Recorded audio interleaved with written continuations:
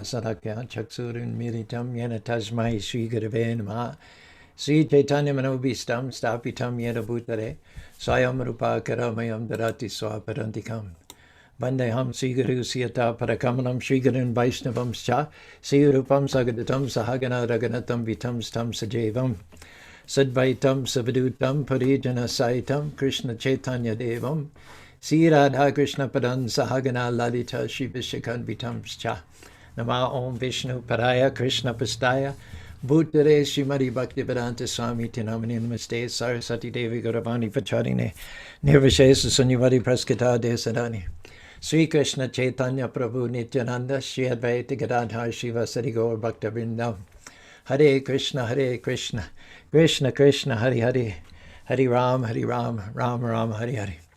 I'm sorry to waste so much of your time, but thank you for inviting me. Ramachandra, Gopal Govinda, Ram Sarna, and all the rest of you. It's a pleasure to be with you.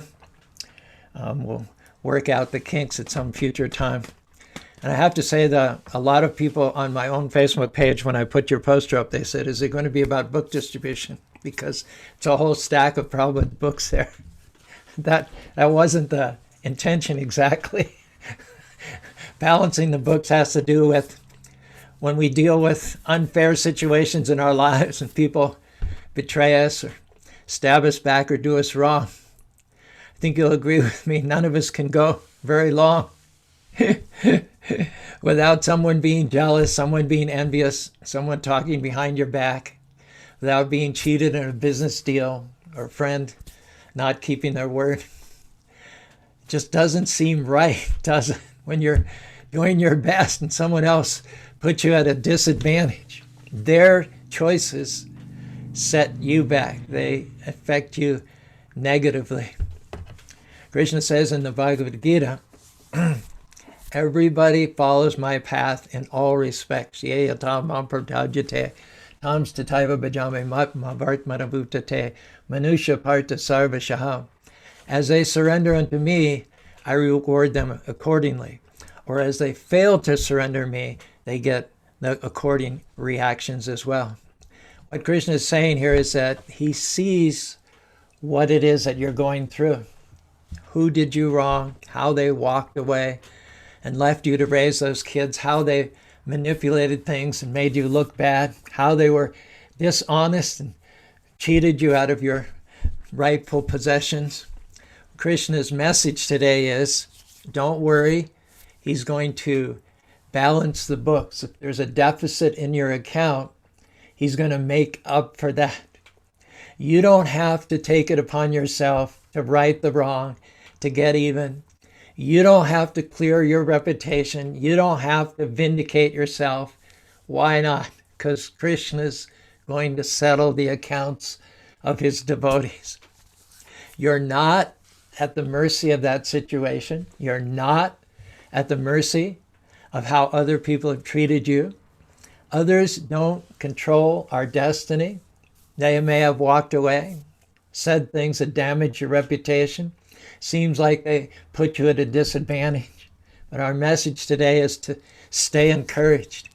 If you simply keep your faith, if you regularly and consistently honor the Lord by chanting his holy names, then I'm here to tell you that your time is coming. Krishna is not going to leave his devotees' accounts at a deficit. Devotees may get down, they may be pushed down, but Krishna is not going to leave his devotees staying down, mistreated, shortchanged.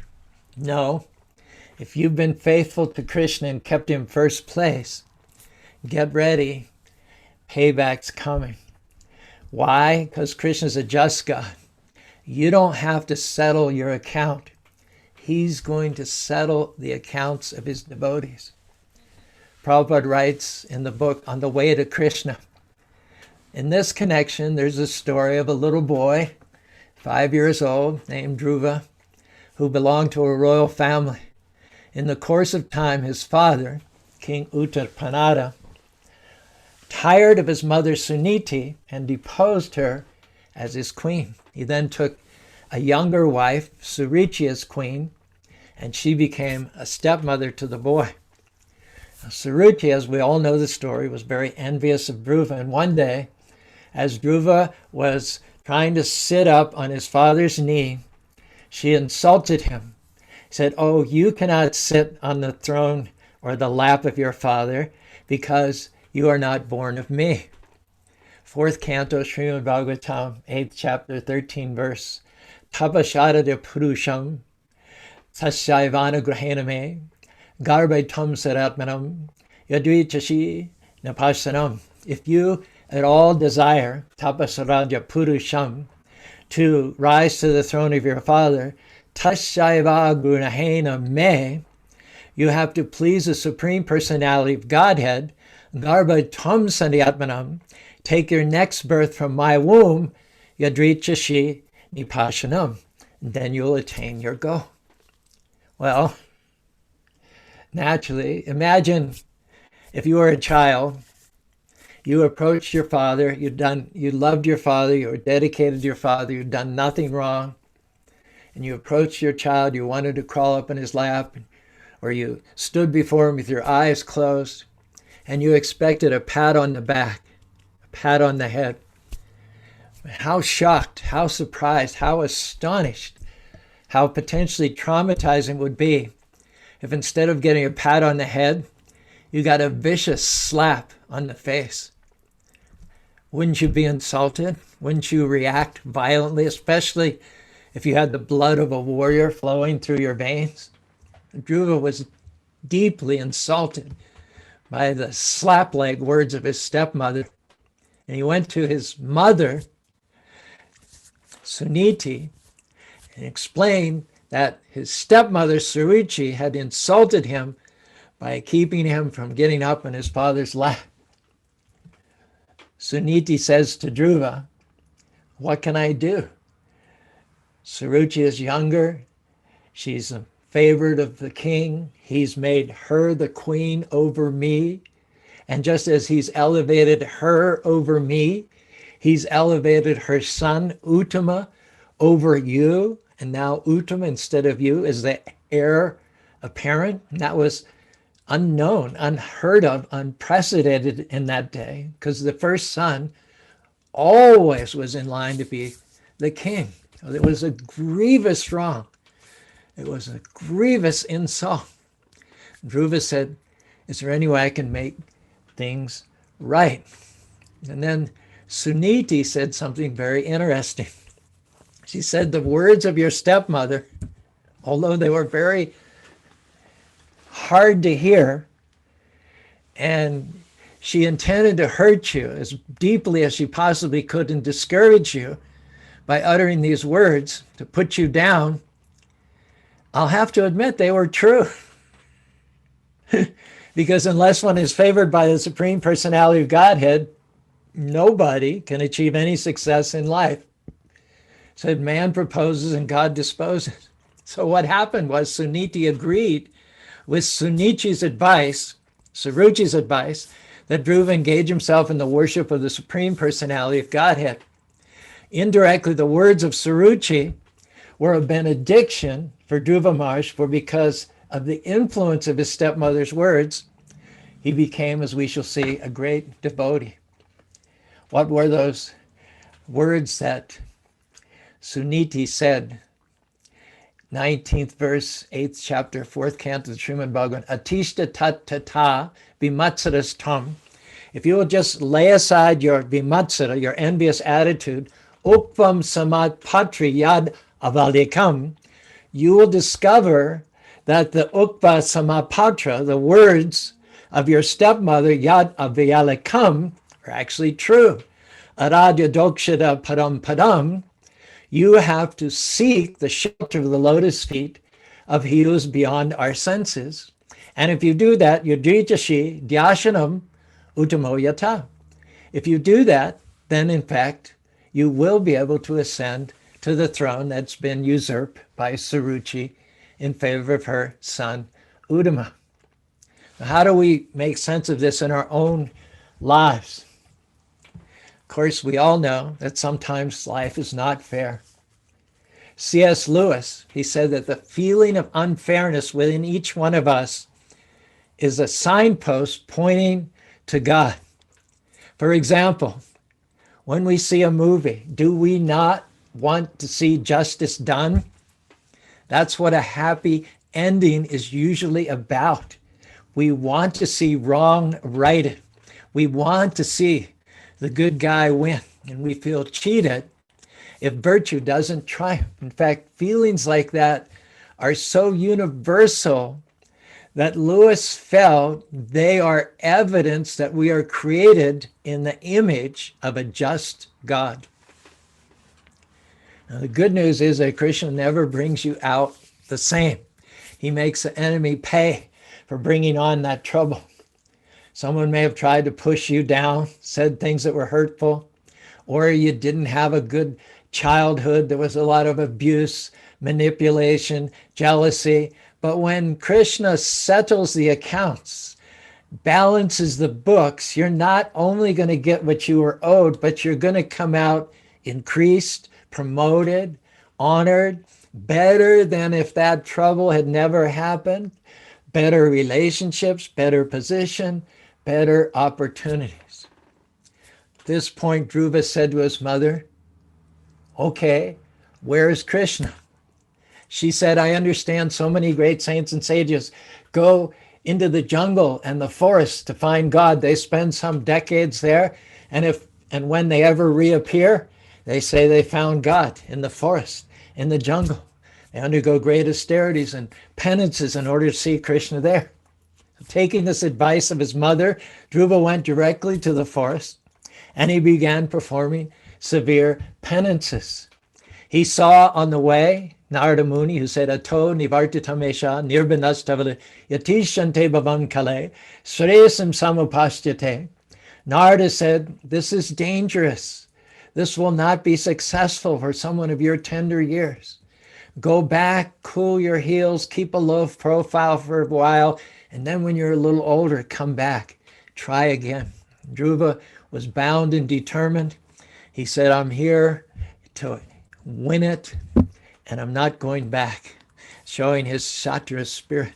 So he took tree pose.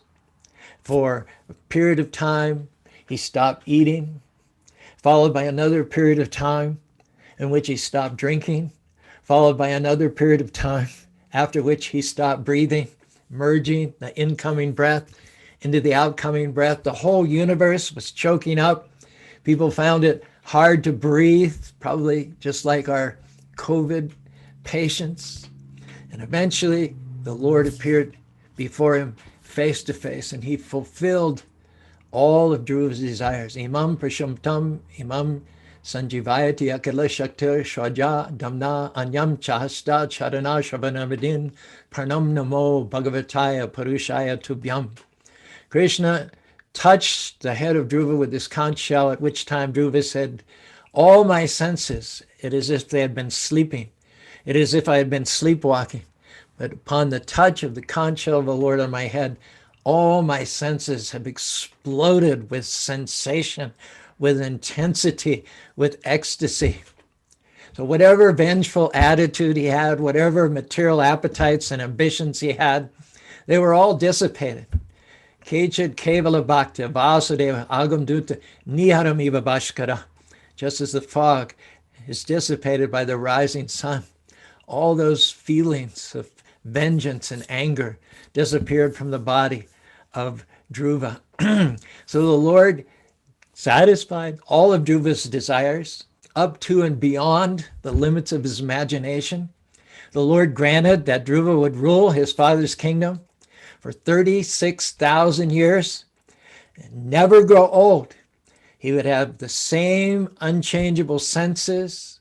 He would have the chance to perform many, many great sacrifices and become the most reputed king of his age. Moreover, the Lord said that after leaving the current body, he would reign over the pole star, which became known as Dhruvaloka. And this Dhruvaloka planet awarded to him is a Vaikuntha planet within the material atmosphere by the will of the Lord. This Dhruvaloka planet alone amongst all the material planets will not be annihilated at the time of devastation, but will remain in its place. Because it is a Vaikuntha planet, never to be annihilated within this material world, it's worshipped by all the demigods situated below the Dhruva Loka planet. However, having experienced a total change of heart and a reformation of all of his senses, Dhruva considered all these benedictions to be insignificant in comparison to his having seen the form of the Lord in person. Shramin Kritarto Shmin Baramni Yache.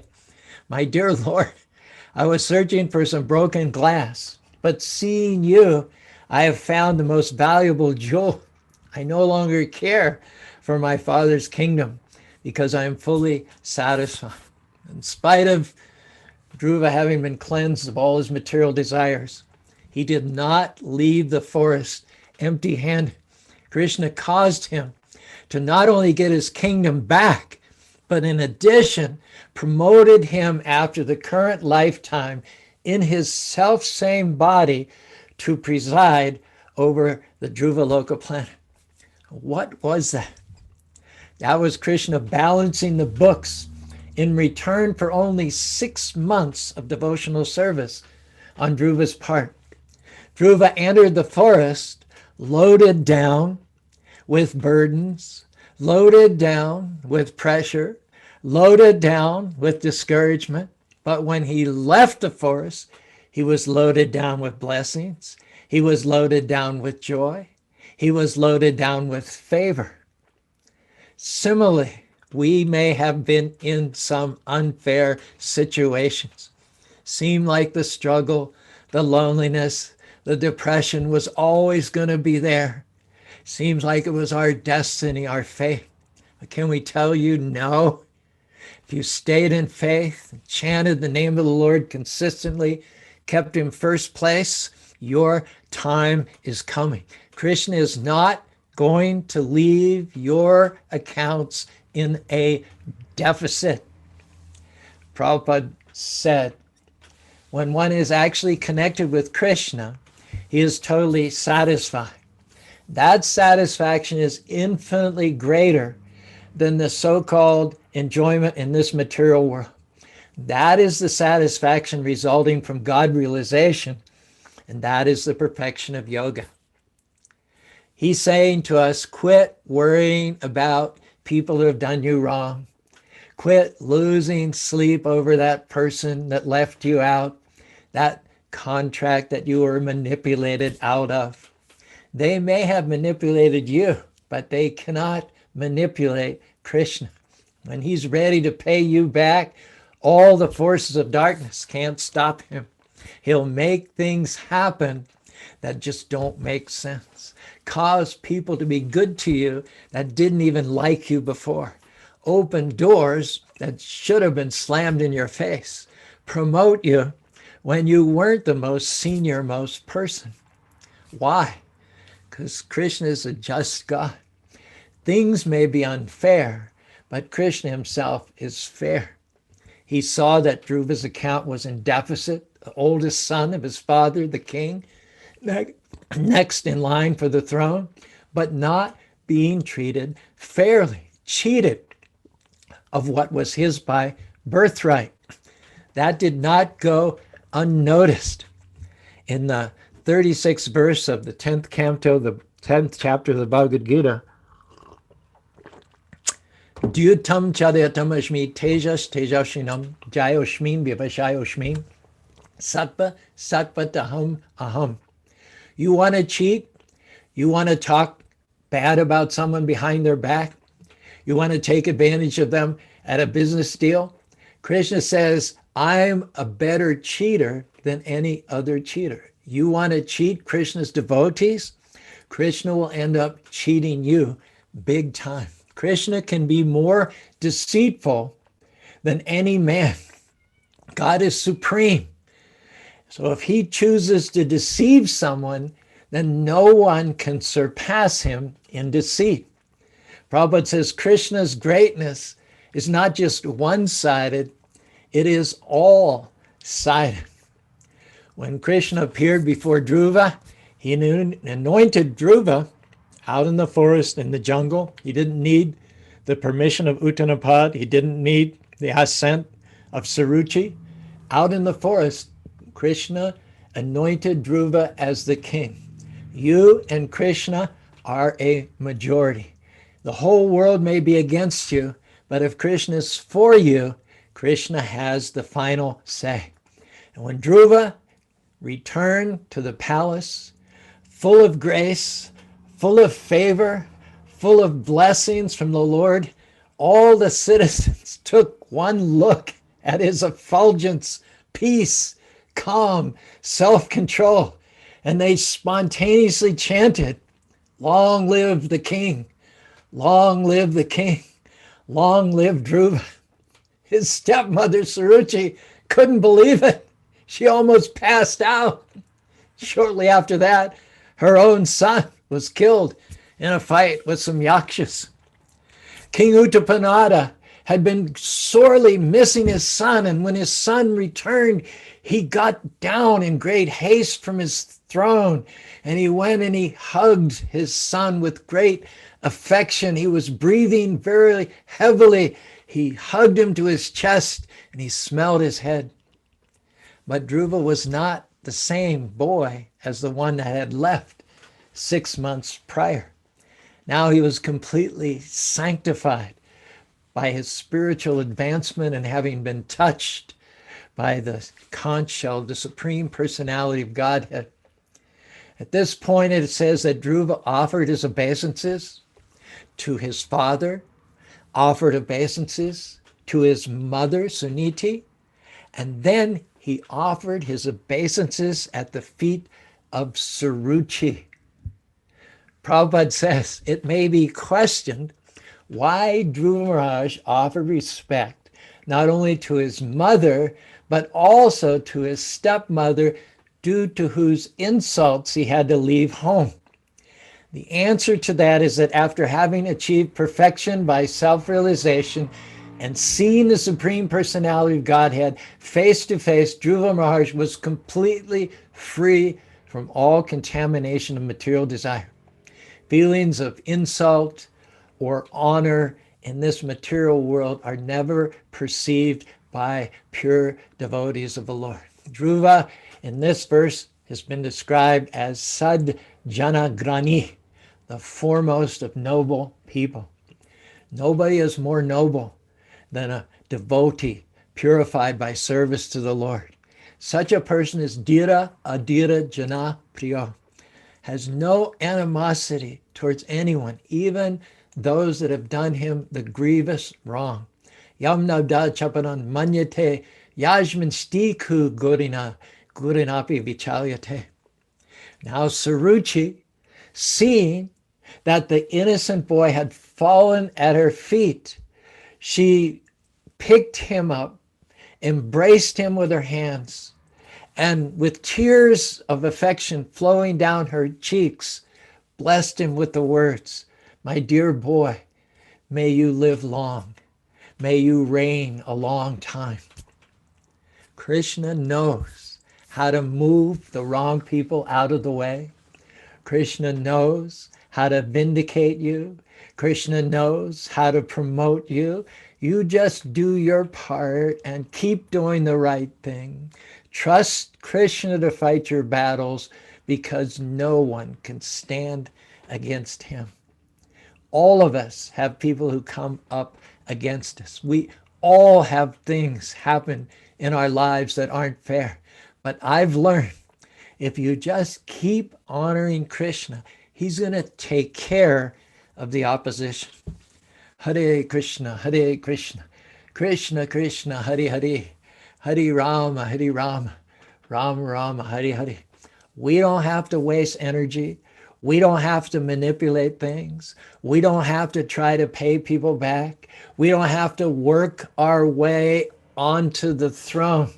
When it's your time to thrive, doors will open that no person can shut. People that were against you will either change and be for you, or they'll run away. Let Krishna, fight your battles. Don't worry about the people who are against you. Someone may have usurped your throne, so to speak, manipulated things at work to get that position. Seems like they're holding you back. But can I tell you, Krishna is a God of justice. Do like Dhruva. Stay on the high road. Keep being your best. You don't have to vindicate yourself. Krishna will not only vindicate you, but he'll make it up to you. He'll balance the books. Time is coming where if you've kept him first place, you're going to see blessings and favors you can't explain. Promotion that you didn't deserve. Great people and connections come looking for you. What is it? Krishna balancing the books for how you were treated, paying you back for what should have been yours. Dhruva was born into a dysfunctional family, chaotic environment. His stepmother trying to get rid of him, his father selling his birthright out to a younger wife. All the odds were against him. Didn't look like he had any kind of a future. Should have lived in the natural, struggling, defeated, overcome. But what made the difference was that he was a king's son. Maybe you've had some bad breaks. You may not have been raised in a healthy environment. Feel like you're at a disadvantage, been overlooked, pushed down. Now, that would keep most people in defeat, feeling less than, mediocre, but not you, not a devotee, not one who's enriched and blessed and uplifted by Krishna's words in the Bhagavad Gita. Mamaivang sa jiveloke jiva bhuta sanatana. You're a king's son. Aham bija pradapita sarva yonishu kantya mortaya sambhava tajma brahma mahadyagir aham bija pradapita. You are the son, you are the daughter of the Supreme Personality of Godhead, the creator of millions and millions and millions of universes. Hare Krishna, Krishna Krishna, Hare Hare, Hare Rama, Rama Rama, Hare Hare. Each and every one of us have an advantage, a favor on our lives that will cause us to go where we couldn't go on our own. A blessing that will lift us up when life and other people try to push us down. An anointing to excel when we should be limited, to rise higher when we should be stuck, to defeat the odds, to outlast the opposition. Don't get discouraged just because at the present moment it looks like you're losing. Don't focus on how you're being shortchanged, how you're not getting what you deserve. I'll tell you that when Krishna balances the books, you'll see sudden increase, unusual growth, extraordinary blessing. Krishna's in your heart. He knows what you're owed. He's storing up the blessings. Now, here's a key. Don't look to people to make it up to you. Look to Krishna, the person that hurt you, the friend that did you wrong, the company that let you go. They can't pay you back the way that Krishna can pay you back. If you get it from people, it's not going to be nearly as good as if you bided your time, trusted him, and you waited to cash in at Krishna's counter. But first, you have to pass the test of not being vindictive, not trying to get revenge, not showing them that you can play at their game. That's a distraction. It's not a battle you're supposed to fight. Let Krishna take care of it. Now, get your eyes off of who hurt you. Quit losing sleep over what they did or didn't do, and start thanking Krishna that he will balance our books. He will compensate us exactly what we're owed. If you'll be a Dhruva, keep doing the right thing. Keep a good attitude when it's unfair. doing your best when you're not being treated right. When it's all said and done, you'll not only be vindicated, you'll be promoted, honored, blessed at an entirely new level. If you don't understand this principle, that Krishna will take it upon himself to balance his devotees' books, can I tell you, you're going to get frustrated. You're going to try and get revenge yourself, try to manipulate things. Forget that. Let Krishna pay you back. Trust him when it's not fair. Our attitude should be, Krishna, thank you that you will settle the accounts. I know you're a just God. You will pay me back what I'm owed. Do not sink to the level of the people that treated you unfairly. Do not like them. Be honest. Do not like them try to manipulate things. Stay on the high road and let Krishna compensate you.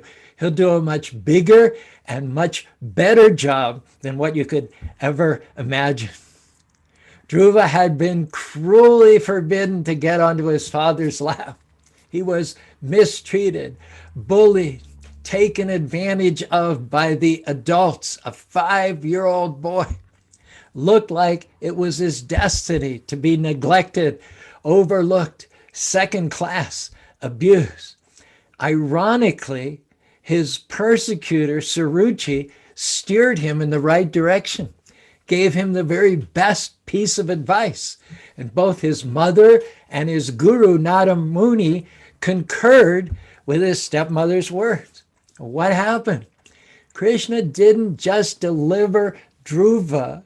He didn't just restore to him what he'd lost.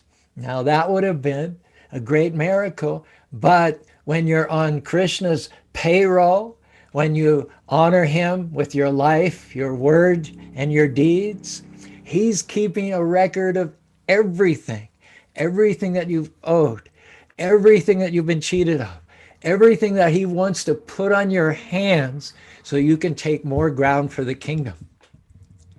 There was a bit of poetic justice a few years ago in Berlin, Germany. The San Francisco Giants and the San Diego Chargers played an exhibition football game in the Olympic Stadium there. But there was an interesting sidebar to this athletic event. The commentator and sports announcer, his name was Marty Glickman. Marty Glickman's seat was the same seat in the same box that had been built in 1936 for Adolf Hitler to sit in and view the 1936 Olympics. In 1936, this same Marty Glickman was a young man. He was on the U.S. Olympic team. He was a world-class sprinter, but he was not allowed to participate, even though he'd arrived in Berlin, crossing the ocean with the Olympic teammates.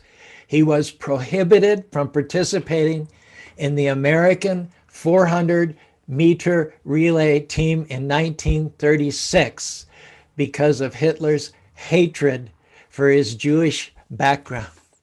But here it is, many, many decades later. Hitler's dead, killed by his own hand, and in his former viewing stand, in his very same seat, was Marty Glickman. Glickman said, "It was weird sitting there. It took me back to those days when I was marching as a young man, as part of the U.S. Olympic team, down on the ground, on the field, in the stadium, looking up at his high position in the box far above the stadium. At that time, I never would have imagined that later on he'd be dead and I'd be sitting here in his place." Yes, there will be seasons when you're going to be tested. Things happen that you don't understand. But that is not how your story ends. Payback is coming. You're not going to always be loaded down with burdens, but the time is coming. You're going to be loaded down with blessings. Not always be loaded down with lack, but time is coming. You'll be loaded down with abundance. Not always loaded with sickness, but loaded with good health, with strength, with vitality. Everything that was attempted to have been stolen, Krishna is going to balance the books, restore the joy, restore the peace, restore the health, the finances, the dreams. He's going to pay some back for that childhood they never had. Pay others back for that person that falsely accused them, for those years lost in an abusive relationship, for that promotion that should have been yours. Now, why don't we get in agreement with Krishna? Instead of focusing on who did you wrong, what you didn't get, how it was unfair, why not, Lord, thank you for balancing the books. Thank you for paying me back for the wrongs. Lord, I know you will compensate me for my innocence. What was meant for my harm, you know how to turn to my advantage. Let's not have a victim mentality, rather a restoration mentality, a payback mentality. When unfair things happen, someone does you a wrong, hey, they did you a favor. They just qualified you for punitive damages. Instead of being discouraged, Father, thank you that punitive damages are coming. Thank you that you are going to multiply what I had before the troubles. Krishna knows how to settle your accounts, knows how to make up for what wasn't fair. He knows what you didn't get, who wasn't there for you, who walked away. No other person can stop your destiny unless you allow them to. If you get bitter, lose your passion, resentful, then you're going to miss the payback, miss the reward. Scripture says, even if my own mother and father forsake me, Krishna will adopt me as his very own child. He's watching you, seen the lonely nights, seen the loveless marriage, seen the injustice at work, but he has beauty for the ashes, blessings for the burdens, joy for the mourning. If you'll do like Dhruva, keep moving forward, being your best right where you are, then payback is coming. Krishna will open doors that no person can shut. He'll give you favor with people and cause them to be good to you. When he settles your account, you'll go places you never dreamed.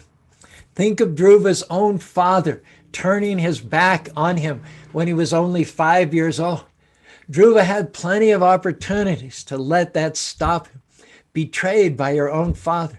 His stepmother was jealous, threw him off of his father's lap.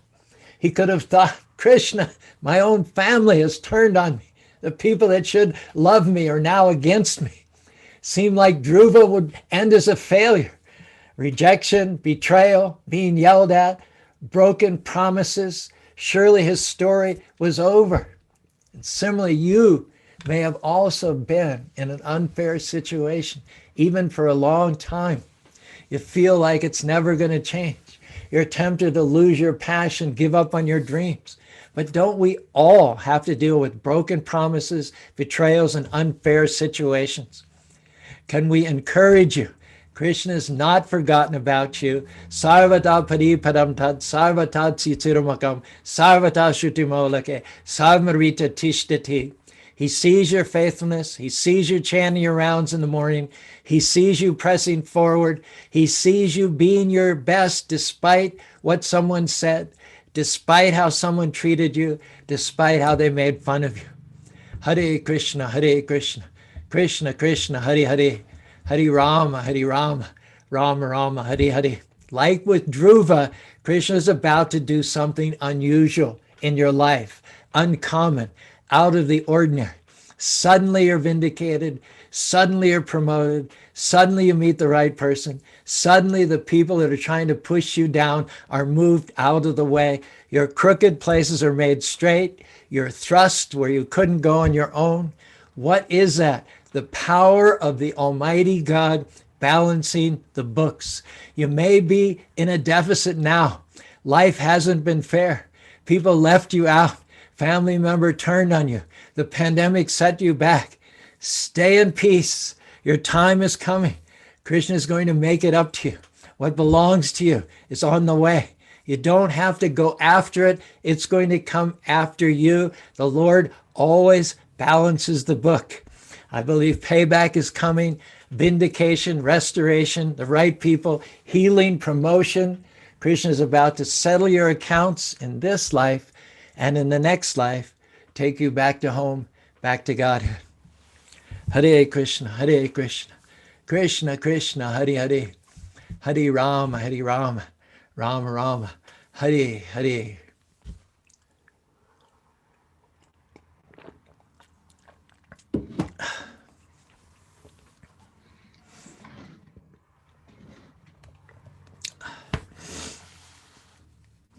Thank you, Prabhuji. Um, Such a captivating talk, poetic style, and highly motivating. It's like that, um, like your stream of the verse was like the suction pump. It just keeps you straight focused, and you just like so much captivated. Thank you so much for beautiful talk and motivating all of us, and especially in this time of difficulty when we are hearing so much of the like bad newses around all the time, and we're facing through so many difficulties one or the other way. So thank you so much for such a beautiful talk. I would just take um, 1 or 2 minutes, if you allow me, to introduce some of our programs we do at the center. And right after that, if you have some time, we can take some questions. Is that okay? That's fine. Okay. Thank you. So, devotees, I would like to request that if you have any questions, please raise your hand or write it on the chat, and we'll take those questions in an orderly manner. In the meantime, I'll just take a few minutes to explain the programs what we do here.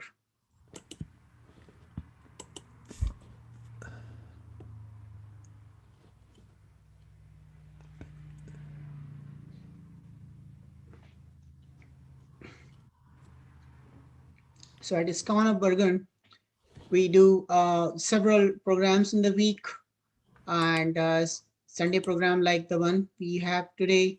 Similarly, we have midweek Wednesday Sangha, and this time on May 5th, 8:30 p.m. to 10 p.m. EST, we'll be hearing about the tense to intense topic by His Grace Mahaprakash Prabhu.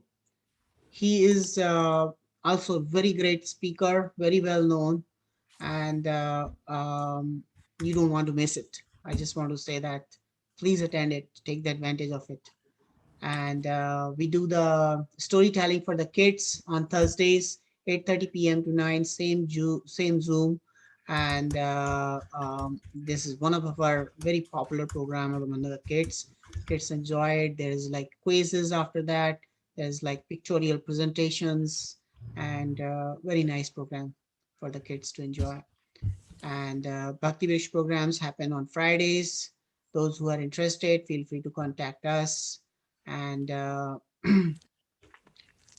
Sunday school, we are through this pandemic, we had been running our Sunday school without any failure, and all the kids have been taking a full advantage. And like this is one of the program which is keeping the kids in their Krishna consciousness stay fixed.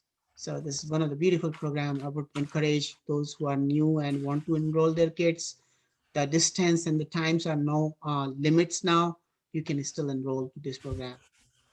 And we do read Bhagavad Gita in the midday, 12 to 12:15 every day, about 20 different verses. I mean, chapter by chapter, basically Vaishishika's program, Vaishishika Prabhu's program on Bhagavad Gita reading. And we have daily chanting 6 a.m. to 8 a.m. Those who want to enroll, they can also enroll in leading the japa. And this is 6 to 8 a.m. EST.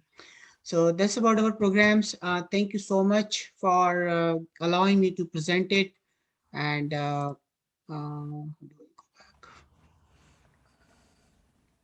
okay, so now let's go back to the question answers. I see a lot of hands raised, and allow me a minute. So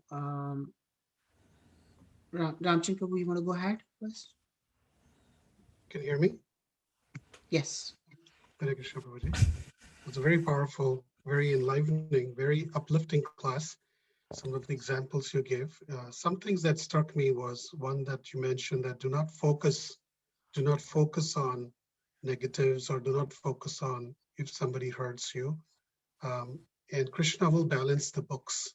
So my question is that, should we expect Krishna to balance the books, or should we just, like you said, just do what you need to do, keep moving forward, and just have faith that Krishna will guide you, rather than even worrying about what will happen to that person, or is Krishna hearing me? Will he reciprocate?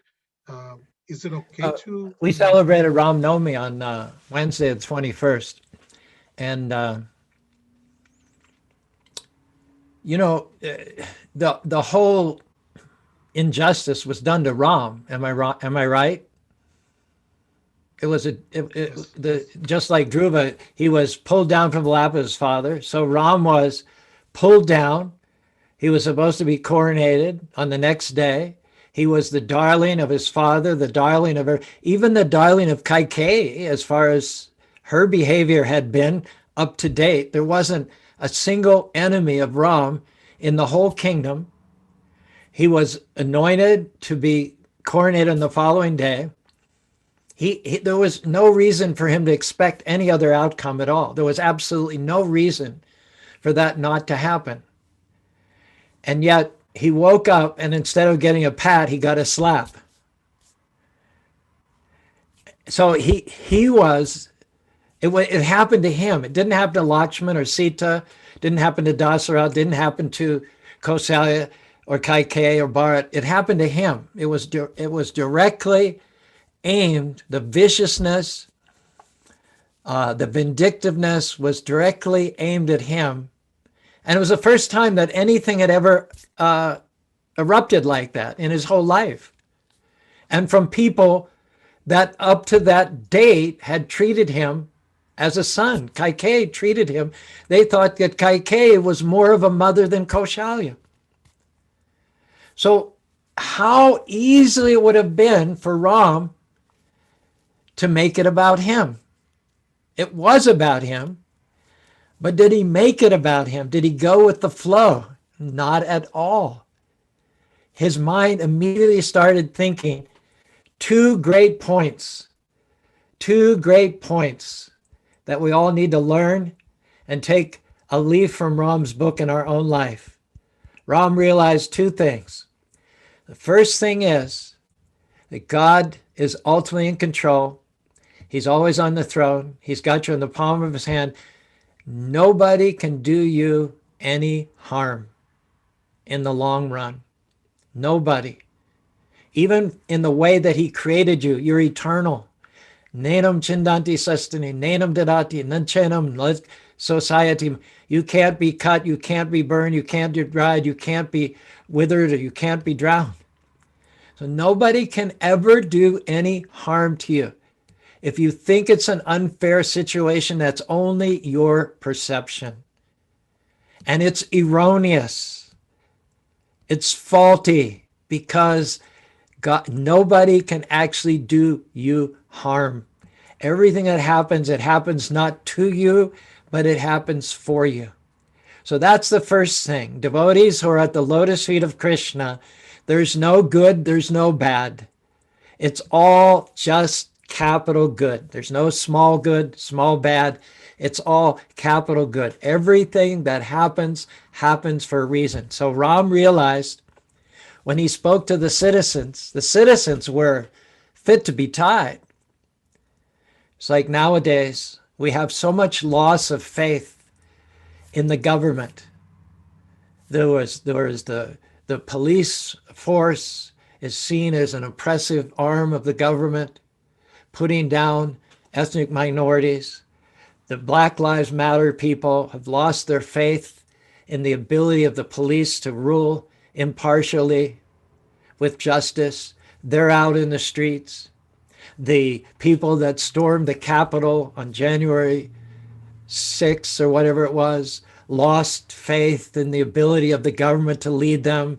They opted out for this icon, Donald Trump. We're seeing people don't want to take the vaccination because they don't trust the authorities or trust the scientists. And so Ram did not want that breach of faith in his kingdom. So he told the citizens, he said, don't be outraged. Don't lose faith in Dasarath and the royal family. Support Bharat. Support Dasarath. This, for me, is just an opportunity. I have not been treated unfairly. I'm going to go to the forest. I'm going to simplify my life. I'm going to spend time with the saints and the sages, soaking up the wisdom of thousands and thousands of years of antiquity and culture. I'm going to meet with unexpected difficulties and challenges. And when I come back, I will be a much better king than I ever could have been by sitting on the throne for 14 years. So he said to the citizens, opposition is opportunity. It's one of the great truths of life that we all, especially as devotees, need to learn. The second thing he realized was, never make it about you. Never have a pity party. Never cry boo-hoo. Never say it's unfair. Never point the finger at some oppressor or cite some circumstances. They say that to blame is lame. Lame is B and then lame. It's B and then L-A-M-E. So to blame is to be lame. Ram says, never be lame. As soon as it all came down on him, as soon as he got the slap instead of the pat, he immediately started to rehabilitate his dad, to lift the feelings of guilt and sorrow off of the shoulders of his dad. He went to Lakshman. Lakshman wanted to kill Kaikeyi. And Ram said, but she's been a better mother to us than Kaushalya.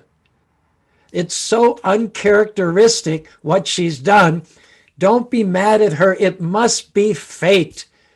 Up until now, she's been like the Ganges to us, giving generously of her love and affection. And then Lakshman says, well, how come the Ganges dried up overnight? and Ram says, that means it's the will of God. It's not her. Don't blame her. It's the will of God. So Lakshman wanted to kill Kaikeyi, and Ram said no. So then Lakshman said, well, at least you have to let me go with you into the forest. And Ram thought, well, I've just told him no one time. If I give him 2 no's in a row, he'll be very crestfallen and downcast. So he said, okay, come to the forest with me. He talked to Kaushalya. Kaushalya was going to get a divorce from Dasarath. She didn't want to have anything to do with him anymore. She was disgusted. And he said to Kaushalya, Dasarath is more broken up about this than anybody, certainly a lot more than I am. This isn't something he wanted to do. He had given boons so many years ago. He had no idea that she would cash it in this way. Moreover, he's the scion of a great race. No one in the Raghu dynasty has ever gone back on their word once having given it. Don't blame Dasarath. He's a victim of circumstances. So in addition to the great truth that opposition is opportunity, Ram showed that if you want to get your mind off of your own problems, immediately go and think, put yourself in others' shoes. and try to minister and counsel to them. So Ram's behavior, as always, teaches us how to act in an unfair situation. Thank you, Prabhuji. Thank you.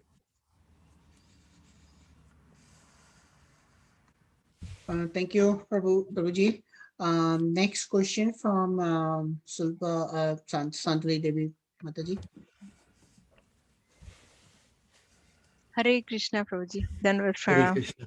Hare Jai Krishna. Srila Prabhupada. Thank you so much. It was Hare so informative, and we have to learn a lot. We always put ourselves in the victim box. So we always think, okay, I am the victim, but we unknowingly or knowingly, we also do so many things which hurts people. So how can we, cultivate our mind to put ourselves not in a victim box and think that, I may hurt somebody in this way or that way, and, behave like, Lord Ram behaved, he took as an opportunity, and, like he tried to find out good out of it. So how can we cultivate our mind to do that? Think of all the things that Krishna has done to bless you to get to where you are in life. Think of all the blessings that you have: husband, children, position, good health. You live in a great country. There are so many things for which we should be thankful. If we focus on all the things that are right on our life, it'll take our mind off the things that are wrong. Actually, there isn't anything wrong at all. We're at the lotus feet of Krishna. It says, Namam karmani limpati, name karma phalaspriya iti mam karmavir nasabhadyate. Krishna is not affected by karma. He's transcendental to the cause and effect of this material world. But if you're at Krishna's lotus feet, that means you're reconnected. You're part of Krishna's body. So nothing that happens to you is karma. Nothing that happens to you is a result of a bad choice in your past life. Or even if it does happen as a result of a bad choice in your past life, Krishna is going to take that negative reaction and teach you something. He's going to mature you. He's going to transform you. It's like Dhruva. He went into the forest one person and he came out another person. That's what happens with Krishna. I was reading Yata Vairana Bandenya. Yata Vairana Bandenya. Narada Muni was saying, isn't it amazing? It seems to me, Narada Muni says, that because of the intensity of their hatred for Krishna, the demons get more Krishna conscious than the devotees. Why is that? And he gives the example, Kita Pashesh Kita Rudyai Kudyuriram Sambrahma by Yogina Vindite Tat Shrupatam. The glowworm sees the wasp coming to kill him through the hole in the tree. And the glowworm thinks of that wasp in enmity. He hates that wasp. And yet in his next life, because of the intensity of his hatred, he becomes that wasp. So Narada Muni says, Krishna is so great that good and bad, hot and cold, happiness and distress, honor and dishonor, good and bad, they don't exist in Krishna. Even the demons get liberation by virtue of their intensity of hate for him. So for Krishna, there's not good or bad. For Krishna, everything is he's not touched by anything of this material world. He has nothing to do with the cause and effect of this material world. And so similarly, we should aspire to take shelter at Krishna's lotus feet. Ainana tanuja kinkara mam patitam vam vishre kripaya tava pada pankaja stita delisha vichitayam. Take shelter as an atom of Krishna's lotus feet. And then none of the things that go on in this material world, the fairness, the unfairness, the hot, the cold, the happiness and stress, we don't have anything to do with that. We only want Krishna. And whatever happens to us, we see that coming by the hand of God. Another example, GPS, God's positioning system. You get it? God's positioning system, right? If you have a GPS and You make a wrong turn, say you get off track. You're not going the way you're supposed to go. You make a wrong turn. So it just recalculates. Wherever you've gotten yourself to, or however far off track you've gotten, God's positioning system, it just recalculates. And it gets you to where you need to go. And however many times it needs to recalculate, it will do that and keep you moving towards the goal. We just have to do our part, not waste our time trying to get revenge, trying to pay people back, trying to have a pity party. We just need to, like a rock, like the lines on a rock every morning, need to grab our japa beads first thing and show our trust and faith in the Lord by chanting Hare Krishna, Krishna Krishna, Hare Hare, Hare Rama, Hare Rama, Hare Rama, Rama Rama, Hare Hare. Hare Hare. So all we have to do, Krishna will take care of the rest. Wonderful. Thank you so much, Prabhu. Thank you. I'll try to follow that. It's so hard, but I'll try my best. It's much harder to waste your time in petty jealousies and politics and revenge, and so much more difficult. Krishna is offering you a very blissful, simple, straightforward solution to all the difficulties. Thank you. Hare Krishna. Hare Krishna. Thank you, Tanti Mataji. Next question from Swati Mataji. Hare Krishna, Prabhuji, Dandat Pranam. Thank you so much for this wonderful class, Prabhuji. It was very enlightening and very encouraging as well. Thank you so much. So, Prabhuji, my question is, if we are treated unfairly, especially, if it's a work situation or something like that, should we not stand up for ourselves? I mean, yes, you should have faith in Krishna, and, you should know that Krishna will balance it. And maybe we try not to get upset about the situation, but I feel, isn't it important to stand up for what's right? We're not asking you to be Casper Milk Toast or Katrina Milk Toast. The elephant is the strongest animal in the jungle, but he very rarely has to show his strength. He just carries himself with confidence, almost royally. He is who he is. He realizes that he's the king of the jungle. He's special. He's unique, and people mess with him at their own peril. So similarly, you're the daughter of the Most High God. You don't have to fight those battles. You just have to carry yourself like a queen, talk like a queen, act like a queen, think like a queen, do your work like a queen. And nobody can touch you. When someone talks against you, that will ruin their reputation, not your reputation. Because you're so confident, you're so regal, you're so special that anyone who talks about you, it's immediately obvious that it's your favor that they're envious of. It's not about you, it's about the favor on your life that they're envious of. So if you're a person of excellence, and if you're always taking opposition as opportunity, and you're always looking out for the other people, and maybe this person is talking about you, maybe there's something else going on in their life. So why not just approach them in a very mild, considerate frame of mind, considering that it's not really about you. You're not really their problem. There's something else, and they're just taking it out on you. You're just convenient. See if you can do something for them to relieve their problem in a sisterly fashion. Hurt people hurt people. It's hardly ever about us, but it's always about something that's going on in their life. And so we know them a little bit. They're our office workers. We spend time with them every day in work. And so it should be a sort of a surrogate family there in work.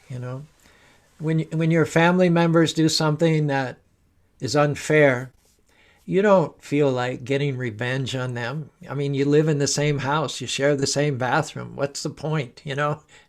You just want to work it out so that you can all live together in an intimate circumstance. So see it not as, don't take it personally, but just see it as a problem that you can approach analytically and with some empathy and compassion. You know, also, and the fact is that most of the time we think people are talking about us, but they're really not, you know. If we have a nice innocent mentality like Dhruva, 50% of the time we think people are talking about us, they're not actually even talking about us. So 50% of the time we create a conflict where there wasn't even one in the first place.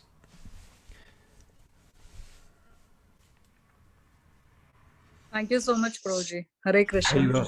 Hare Krishna. Thank you, Swati Mataji, for beautiful question. Just for your information, she comes from the accounting, and her question on the balance in the books is very justified. So, thank you, Mataji. Soumya, go ahead with the question.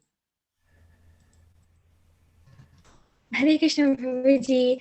I didn't really have much of a question, but more something that I want to say. I haven't seen many people do this, but the way you've told the stories and the way you've said all of these things, it was not like you were really telling a story. It was like you were experiencing it. You said it with so much emotion and happiness, and it really helped me feel that story too. And I really love how you gave the encouragement to everyone as well. So thank you so much for your talk today. Thank you very much.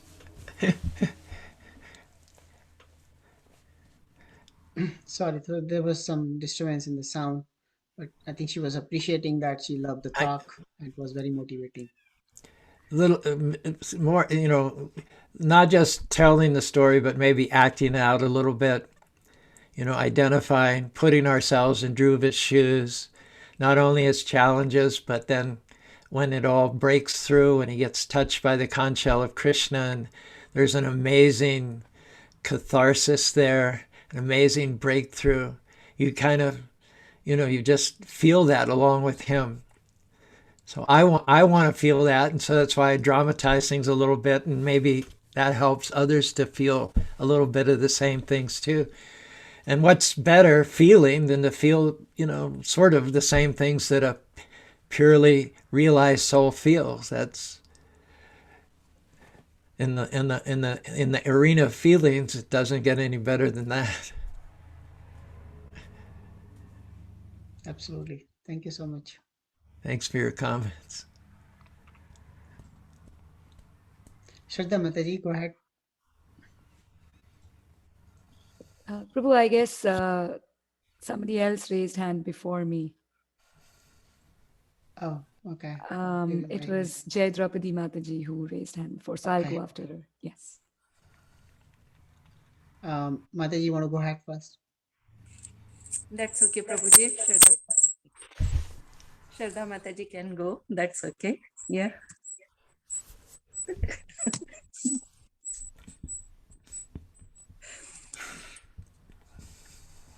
Hare Krishna Prabhuji, Dandat Pranam, Jai Srila Dhanavad Prabhupada. pranam. Hare Krishna. Hare Krishna. Very nice, wonderful class, Prabhuji. I have a question like mantra came in and she said all this to KK, right?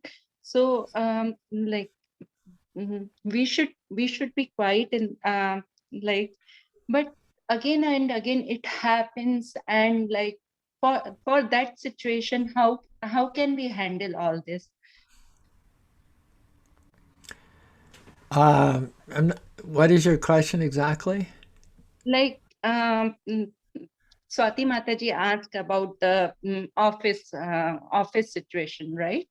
But sometimes from everywhere, even family members also, like they get influence from others, they and get disturbed, they get negativity, so many negativity. In that situation, like, how can we control our mind to not disturb ourselves in that situation?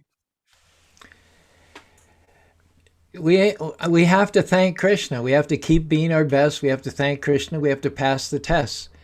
These things don't come to stay, they come to pass. The challenges, the doubts, the self-accusations, they're tests that Krishna allows. He doesn't send them necessarily, but he allows people to come into our lives that challenge us, that cause us to doubt ourselves, cause us to lose ground in terms of our feelings and ambitions. But if you just surrender, and I know that sounds easy to say, but what other choice do you have, really? Things happen to us, we can't understand them with our logical mind. They don't make sense. When Krishna favors us, we don't question it, we don't analyze it. You know, when we get a great windfall, when we had our first child and that child was healthy, when we got our job and we started making a good salary and we qualified for that house loan, which we shouldn't have qualified for, we don't question Krishna and say, how did this happen? We don't analyze it. We just take it as Krishna's mercy. So why don't you have the same trust when things are not going your way as when things are going your way? In fact, I'll tell you that when things are not happening like you want them to happen and people are not treating you like you want them to treat you, Krishna's mercy is more present then. It's more present then. So if you're happy when you get a promotion, when you had your first child, when you qualified for that loan, actually, you should be more happy when you get a challenge, a difficulty, a betrayal, because Krishna's turning up the heat. He's yashaham anugraham hariseta dhanam sanayi. You know, which devotee in the Bhagavatam would we be reading about if they hadn't had challenges, betrayals, unfair situations? Parikut? No, I don't think so. Prithu Maharaj? Was what Indra did to him? No. Prahlad? Dhruva? Tell me. Yudhisthira? Which one of them got to where they are without challenges? So if we praise the Lord when everything goes our way, we should praise him twice as much when we don't get what we want, because it's just teaching us that it's not about us anyway. It's about Krishna. It's about being an instrument of Krishna. You know, all of our problems, all of our anxieties are coming from not getting what we want when we want it. And so what we need to do is described in 2 words. We need to grow up. We need to get out of the wading pool. If someone says, well, I believe in God, you know, I go to church and all like that. Okay, you're in the water, but you're in the shallow end. You're in the kiddie part. Krishna wants great men and great women of faith.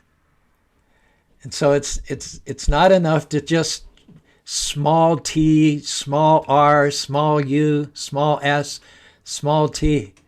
Krishna wants to see the big T, the big R, the big U, the big S, the big T.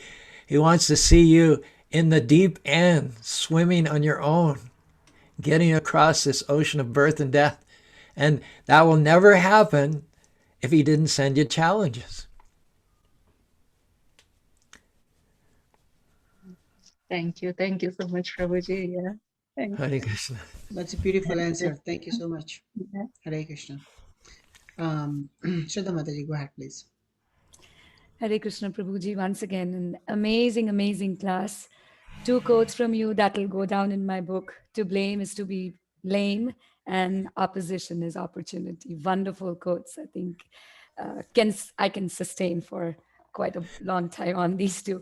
So Prabhuji, my question is, whatever perspective we heard today is for the devotees. We are so fortunate to have Krishna as our father, and whatever you said, we don't need to worry. We can always take Krishna's shelter. How do I explain things to people who are not devotees? I see them, they want instant vindication, as you said. And probably that's become the mood of the world, that, okay, I have been wronged. And that's how people, everybody sees themselves as victims. Nobody sees what they have done. But then when they see themselves like that, their instant thing to do is instant vindication, instant reaction. So how can we bring those kind of people to understand this philosophy? Maybe those who are not devotees. So basically my question would be on that front. We don't. Krishna does. So, we find that when you try to preach to people, a lot of times they just react violently, negatively. Everybody's trying to own everybody else. Republicans and Democrats and minorities and, majorities.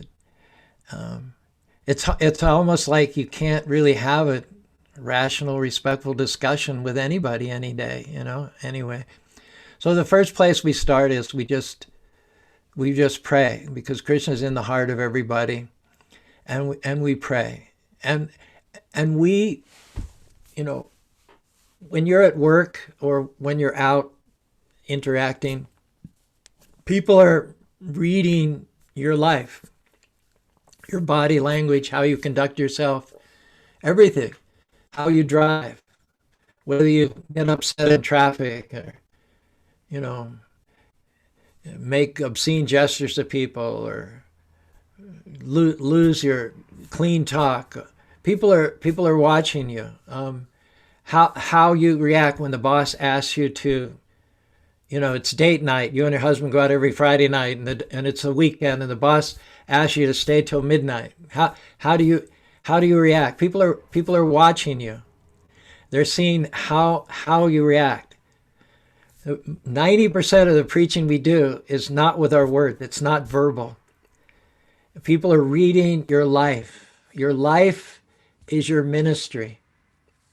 And so when you're at work, and even when you're with your family members, we need to try to be the best that we can be. We may not be able to be as good as our coworker, as good as somebody else, but we need to be the best us that we can be. We need to be everything that God created us to be. You may not be the best mother in the world, but you can be the best mother that you can be. You may not be the best employee in the company, but you can be the best employee that you can be. And this becomes our ministry. You don't go to work to pick up a paycheck. You go to work to shine your light to your co-workers, to be an example, to preach to them, not verbally in most cases, but through your actions. They want to see what you want. Do you want the same things they want? Do you have the same appetites, goals, and ambitions? Because if you do, why should they believe in what you believe? Because you're not any different. You buy into the same culture that they buy into. What do you want? What upsets you? What pushes your buttons? What agitates you? If you get agitated by the same things that agitate them, then why would they want what you have? So you actually have to be your own person. You have to be confident in being a Krishna devotee, completely fulfilled and happy and fully fixed in Krishna consciousness, unbuzzable, unshakable. Sukham adyantikam yadad buddhi granam veti yatram chatradam. In spite of the greatest calamities or challenges and reversals, the devotee still thinks, I am the most fortunate person. So it's not verbally necessarily, verbal is like a minefield nowadays. You don't actually want to get into it verbally unless someone openly invites you. You definitely don't want to reach out to them unsolicited. That is going to end up badly in most cases. But you try to be a person of excellence. You try to represent and reflect Krishna in the workplace, in the family, and pray for people, be considerate of them, be available to them if they need your advice, and time will come that they'll want what you have. They'll want to be as you are. The whole Krishna conscious movement was founded because we wanted what Prabhupada had. We wanted to be like Prabhupada. It was funny because I joined in Australia and Prabhupada came about 4 times from 70 to 75. And Prabhupada used to go for his morning walk and he'd have a cane. He'd have a cane. You know, if you hear the recordings, you'll hear tap, tap, tap, tap, tap, tap, you know.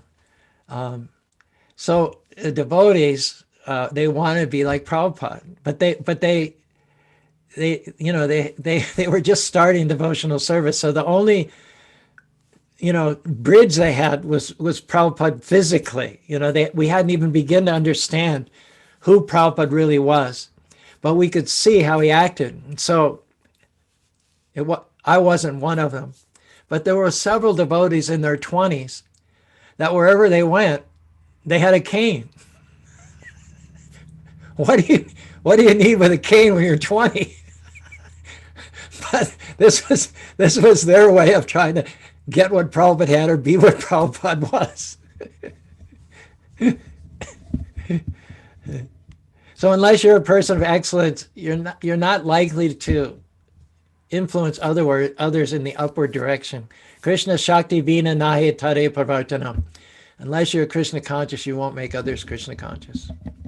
So focus on that. Thank you so much, Prabhuji. That was a wonderful answer. Thank you so much. Hare Krishna. Hare Krishna. Beautiful discussion. Thank you so much for bringing all these questions. Ramsharan Prabhu, you have a question? Hare Krishna Prabhuji, please accept my humble obeisance. All glories to Prabhupada. Prabhuji, it's such a wonderful class, so much things to take, making a notes, so enlivening. Prabhuji, I had one question.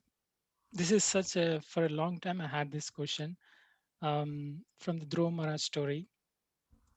So Dhruva Maharaj is so deep in the meditation, trance and austerity. And then what is the link between his austerity and meditation and the whole world and universe stops, suffocating and breathing problem and things like that. So what is the link between his meditation and the whole world is suffering suffocation? I was just wondering, maybe you can throw some light on that.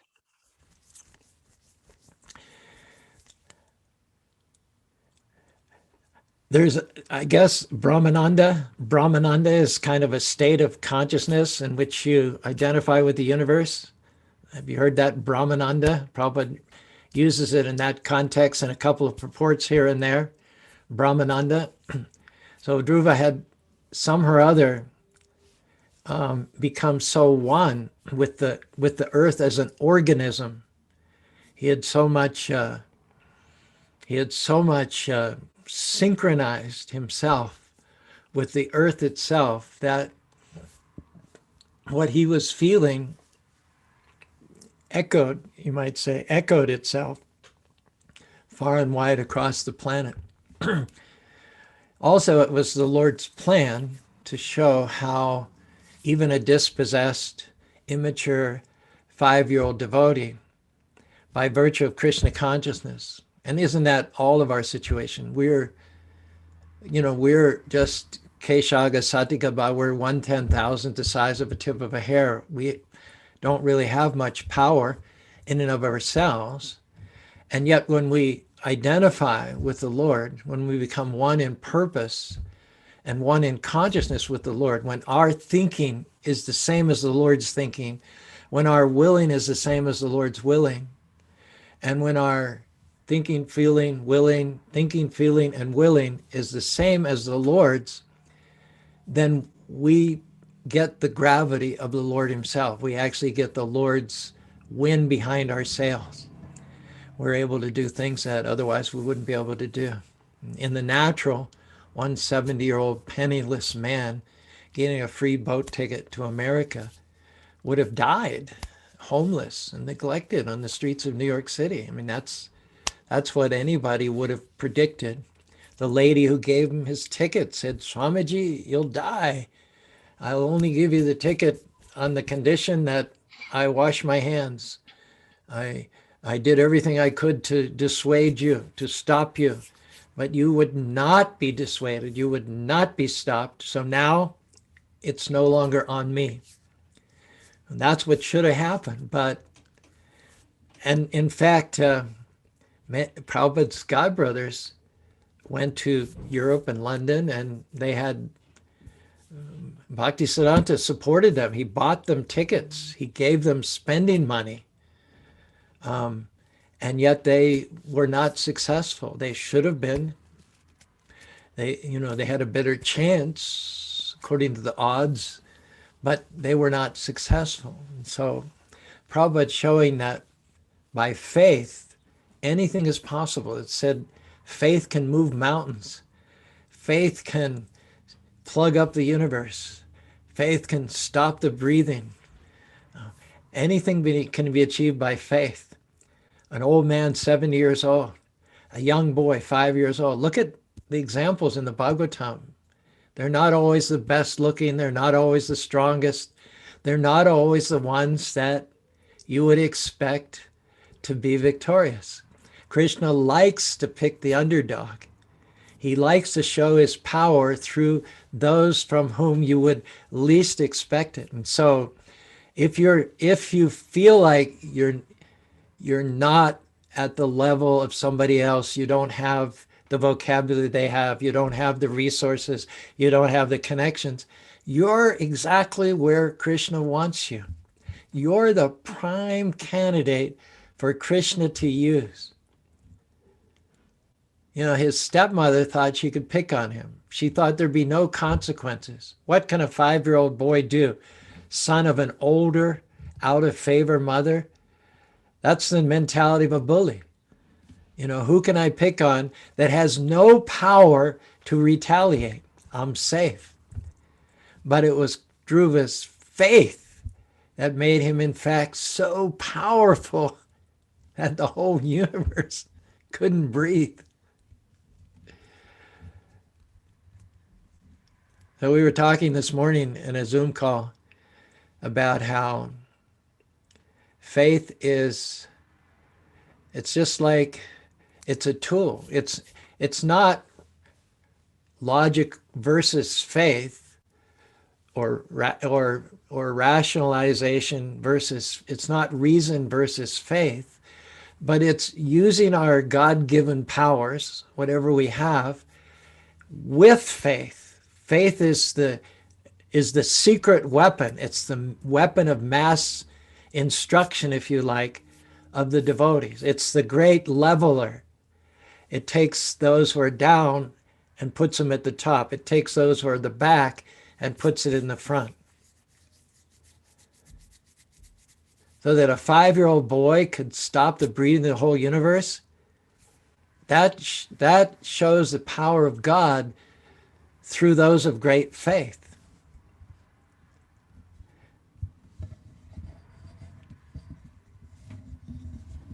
Thank you very much, Prabhuji. You know? Thank you, Prabhu. Very nice question and beautiful answer. Beautiful answer. Thank you so much. Actually, I had few questions. Rukmavati Mataji has question. Please go ahead, Mataji. Hare Krishna Prabhuji, please accept my humble obeisances. All glories to Srila Prabhupada. Haribo, all glories to Prabhupada. Prabhuji, you mentioned that do the right thing and Krishna will be there. But what if there is a conflict like deciding between two right people. They are right in their own perspectives, and like how can one deal with that situation? Well, Ram tried to show how everyone was right. He it with it's not either or. It's this and this. The one doesn't negate the other. It's both. Everybody's an individual. Everybody's created in the image of God. So what people are feeling is valid. It's not to be discounted. Sociopaths are those who cannot understand others' feelings. On the other hand, devotees recognize that everybody has feelings because God has feelings and we're parts and parcels of God. So when Ram was exiled, he went around trying to show that Dasarath wasn't wrong, that Kaikeyi wasn't wrong. Everybody else Lakshman wanted to be against Kaikeyi. Kaikeyi wanted to be against Dasarath and Ram, and Kausalya wanted to be against Dasarath. And so everybody was in an either or mentality, but Ram was in an and mentality. He showed how Dasarath was right and how Kausalya was right and how Lakshman was right and or if they weren't right, he showed them how to be right. He was able to help redirect them and counsel them because they respected him. And so he basically greased what could have been an incredibly volatile situation. The whole government could have imploded. The citizens could have rioted. Everything reverted to anarchy. And yet Ram, and what is chaos? What is the breakdown of society? It's everybody having to choose sides. Ram didn't choose a side. He wasn't for Bharat. He wasn't for Kaikeyi. He wasn't for Kausalya. He was for all of them. He didn't choose a side. It didn't mean he was wishy-washy or that he didn't apply powers of analysis and discretion, but he applied his analysis, he applied his discretion, he applied his incisive intellect to find out how each and every person was right. And he helped them to see everybody else's respective position so that when he went into the forest, everything had been stabilized. In fact, it was out of balance. Everybody depended on Ram. Everybody loved Ram. Everybody felt Ram was perfect. And so there was a tendency not to work on their own issues. So when Ram came out of the equation, what everybody else had to step into the vacuum that Ram created. And he counseled them. He gave them the vision to see how it could be done. He empowered them. He delegated and put faith in them. And when he left, it was stable. Went on for 14 years until he was able to come back.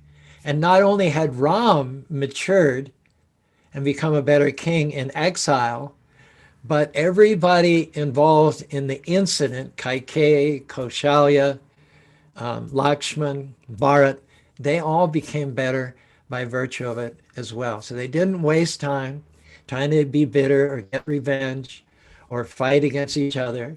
But Ram counseled them in such a way that they were able to get traction from the situation, bring good out of what was potentially harmful and dangerous.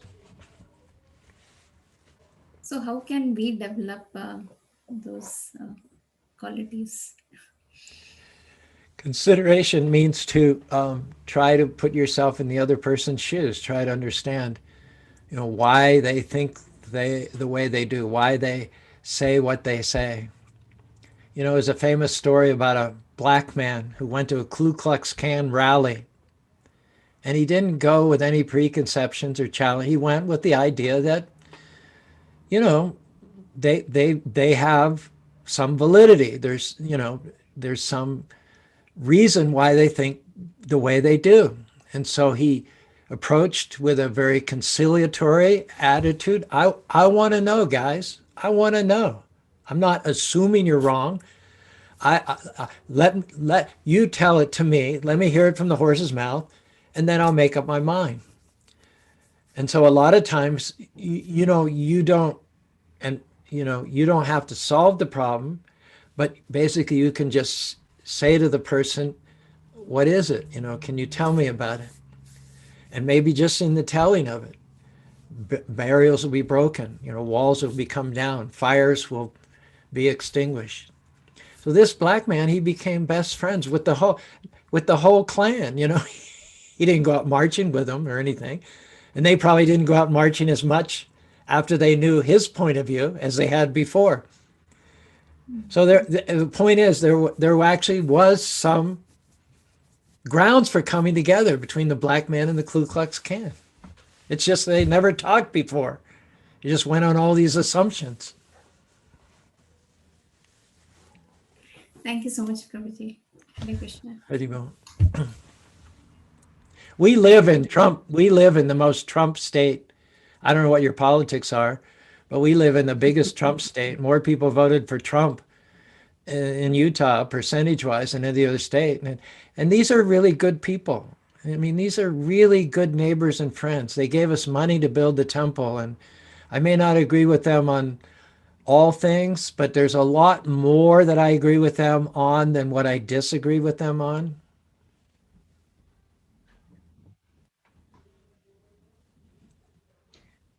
And some of you out there might be saying, well, yeah, why shouldn't they have been voted for Trump? That's fine too.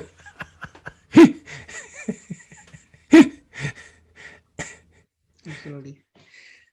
Thank you, Prabhu. Thank you, Prabhuji. Do you have 2-3 more minutes? If I can ask you any question? Maybe just one or two. The Sunday feast is over here, and I need to go and see the devotees, see how it went and how many people came, and get the details and all. Okay. I'm sorry that we took a lot of time, but the topic is so nice and you deliver it so nicely that it just inquiries, too many inquiries. The little I understood, and my question is, whenever we get in the situations like this, where there's your trust is broken and you are feeling like you are stabbed in the back. So when these situations happen, then natural reaction, there's two kind of things can happen. Natural reaction as a revenge comes in, or if you are self-realized, then you get the knowledge of how to handle it, as you just explained. In case of Dhruva, his natural reaction was revenge actually, but he was counseled appropriately and he ended up in the right direction as Krishna consciousness.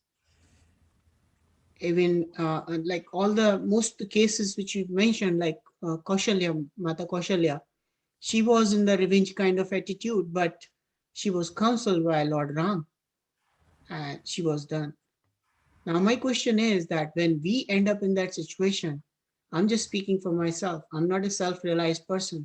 I'm not like so much knowledgeable that I can handle. When you end up in that situation, you kind of you are reactive at that time, and how you control yourself. I know that best thing is to get the proper counseling, but if you don't get the counseling, what are the few things you would say that 1 or 2 things a person should do to not feed the situation, rather handle the situation? God's timing is different than ours. That's the first thing. God's timing is different than ours. For him, time is just different. There's a poem, God moves in a mysterious way as wonders to perform. He plants his footstep on the sea and rides upon the storm. Deep in unfathomable minds of never-failing skill, he treasures up his bright designs and works his never-failing will. Ye fearful saints, fresh courage take. The clouds you so much dread are full with mercy and will break in blessings on your head. Judge not the Lord by feeble sense, but trust him for his grace. Behind a frowning providence, he hides a smiling face. His purposes will ripen fast, unfolding every hour. The bud may have a bitter taste, but sweet will be the flower. Blind unbelief is sure to err and scan his work in vain. God is his own interpreter, and he will make it plain. First thing is, just don't do anything right away. Count to 10. You know who first said to do that? Thomas Jefferson. Do it this way. 1, 1,000, 2, 1,000, 3, 1,000, 4, 1,000, 5, 1,000. You just have to be patient. You know that God's going to God's going to vindicate you. And you know also that the longer it takes, the sweeter it'll be. So smile, the more they persecute you, the more you'll be vindicated, the more they push you down, the more you'll be raised up.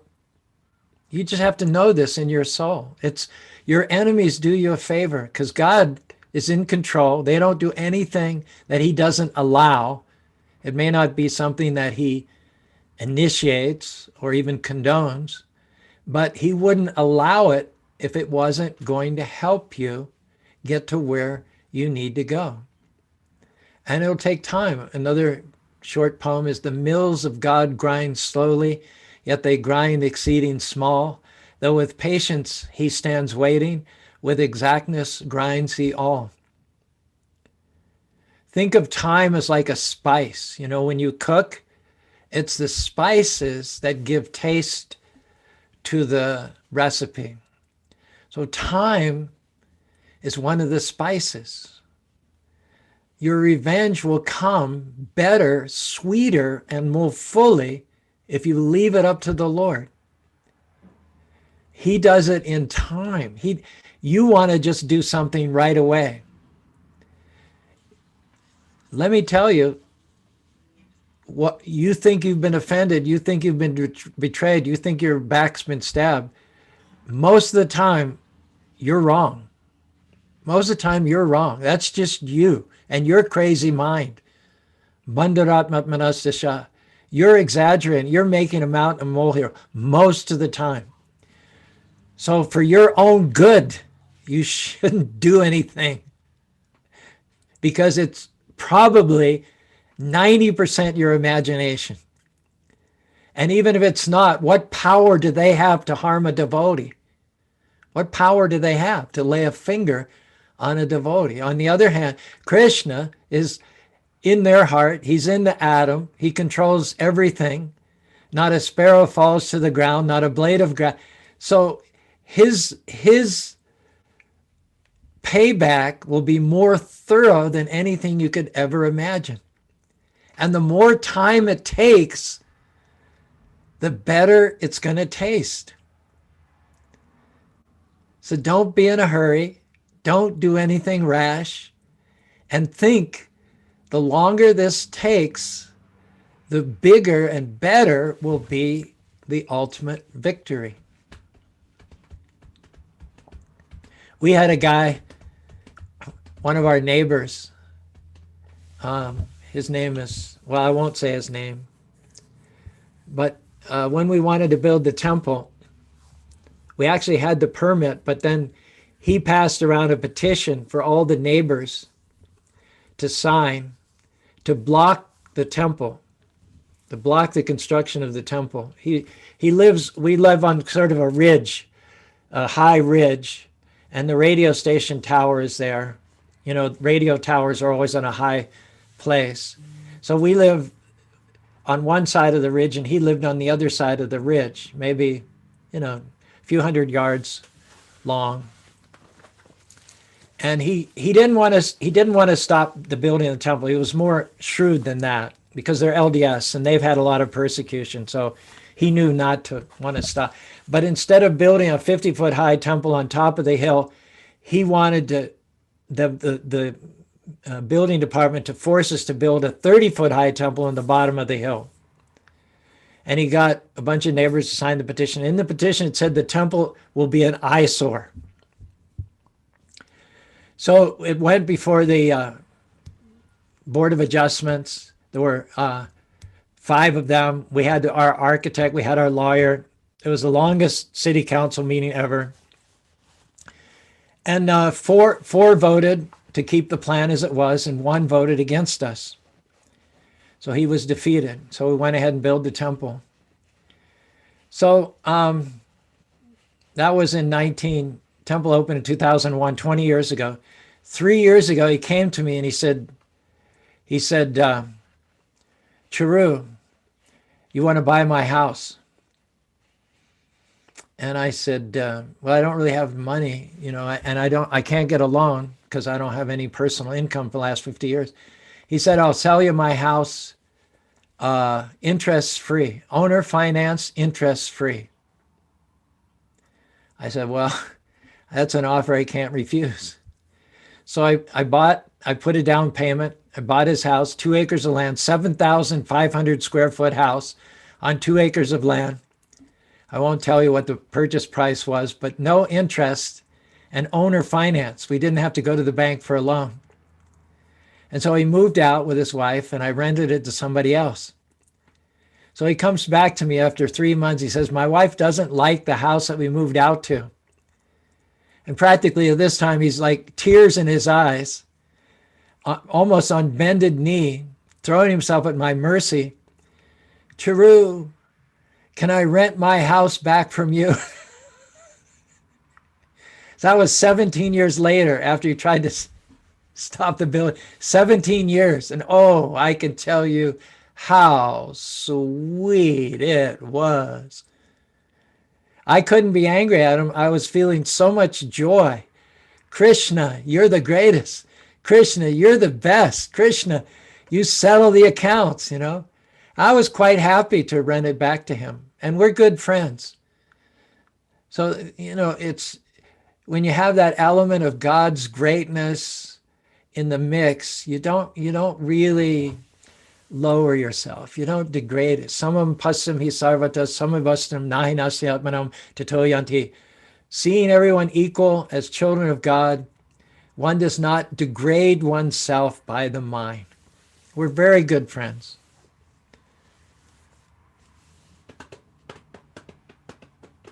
"17 years took." Thank you so much, Prabhu. That was a different thing. Never thought like that. Well, a wonderful association today, and we are very, very thankful of your time today to give us this topic on balancing the books, and more interestingly, the very, very questions, in-depth responses to them. Thank you so much, Prabhu. Please accept Thank my you for the opportunity. It's always wonderful to spend time with the devotees from IBC, ISKCON, Bergen County. Hare Krishna. Jaya. Hare Krishna. Please accept my humble obeisances on Hare. behalf of the ISKCON of Bergen County, and please forgive any mistakes I might have done. Panchakalpatarubhasya kripa sindhuvaya cha Panchakalpatarubhyascha kripasinubhyavacha patitanam pavanebhyo vaishnavebhyo namo namaha. Shri Prabhupada ki jai. Jai. So I request you, Prabhuji, please give us more opportunities to please have your association in the future also. And thank you for your wonderful time. And at the same time, I request all the devotees to request for taking the conclusion to this topic today. And please continue joining sessions in future. Next is Wednesday. And actually, don't forget, in East Coast, in New Jersey area, Friday is Ekadasi, fasting Ekadasi. Hare Krishna. Hare Krishna. Thank you very much, Prabhuji. Hare Bol. Hare Thank you. Thank you so much. Thank you very much, Prabhuji. Vaishnavebhyo namo namaha. Very Hare much. Krishna, Hare Prabhu. Krishna.